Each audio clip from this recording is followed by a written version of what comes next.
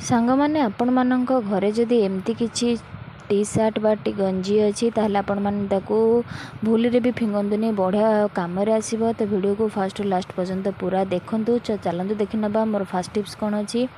First tips अच्छी सिंदूर को लेकिन तो सिंदूर तो सब टिप्स मैंने पिंधि था गृहिणी मैंने लगे था बेले बेले कौन हुए ना सिंदूर लगेबार देखूँ आम जो लगे था तो कम दाम कला बेले झाड़ में आम सिंदूर सब बोही जाए।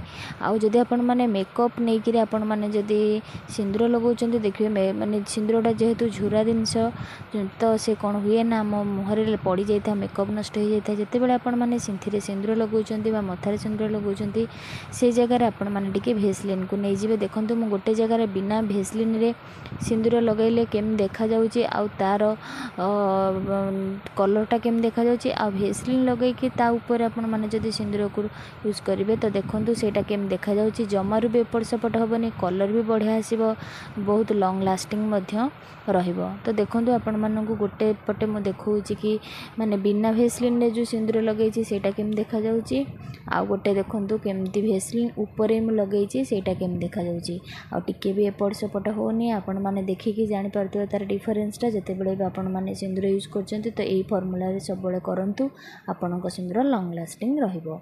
तो चलते देखिदबा सेकंड टिप्स कौन अच्छी। सेकंड टिप्स अच्छी एमती किछि पिला मानकर स्कूल ड्रेस को बा यूनिफॉर्म को लेकिरी बेले बेले कौन हुए ना जिते बेले यूनिफॉर्म पिला माने रेगुलर यूज करथांती तो बटन तार कौन हुए ना सब बेले दबा खोलिबारे से बटन पूरा ढिला हो जाए जहाँकि आमको बारंबार सिलाई करने पड़ता है नहले पिला माने तो पिंधिकी जाई परिबेनी।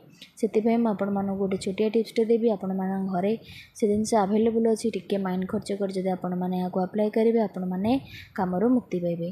तो जो कलर बटन आपण मानकर थिबो से कलर नेल पॉलिश को आपण लगेको पड़िबो। तो नेल पॉलिश की आपण माने केमिति लगेबे चलते देखिबा। तो जो बटन नंबर अच्छी जो सूतार आपण माने सिलाई करथांती बा बटनटा सिलाई होता है तार ऊपर ही आपण माने नेल पॉलिश को देबे जहाँफल कि सूताटा नेल पॉलिश सहित पूरा बॉन्डिंग होगी रहिबो हार्ड होगी रहिबो जमाल भी ढिला हेबनी आपण माने जेते भी बटन को यूज कले तार जमा ढिला हेबनी कि आपण मानकु बारंबार सिलाई करने पई पड़िबनी। आशा करूची ये टिप्सटा आपण मानकु निहाती भाबरे पसंद आइथिबो। जदि पसंद आसो छोटिया लाइक शेयर कमेंट करने जमारू भूलें। आ जो मैंने मो चैनल थे प्लीज चैनल को सब्सक्राइब करेंगे। चलते देखि ना लास्ट टिप्स अच्छी मोर एमती किसी टी सार्ट बा गंजी को लेकिन जहाँकि समस्त घरे थाए कि तार यूज मैं आज आपको देखी आप देखला जमारू भी आपको फोपाड़बेनि। तो एमती जिते बड़े पिलामानकर किसी गंजी बा बड़ पिलामानकर जो गंजी थाए टे कलर फेड बा चिरी जाइए आम ताको यूज करना आम अलग जगार रखी था कारण तार तो आम यूज करन था जो से मैंने पिंधि न था। तो मुझे आपण मानक यही गंजी आपण मैंने केमी तार यूज करेंगे बढ़िया सुंदर टिप्सटे शेयर करी। तो वीडियो को जमारू भी स्किप करनी फास्ट लास्ट पर्यंत पूरा देखो जदि भल लगे निहाती भाव में फ्रेंड्स मान सहित शेयर करेंगे जहाँफल कि से ये टिप्स फायदा उठाई पारे। तो बहु मात्रा आपण मैंने शेयर करूँ।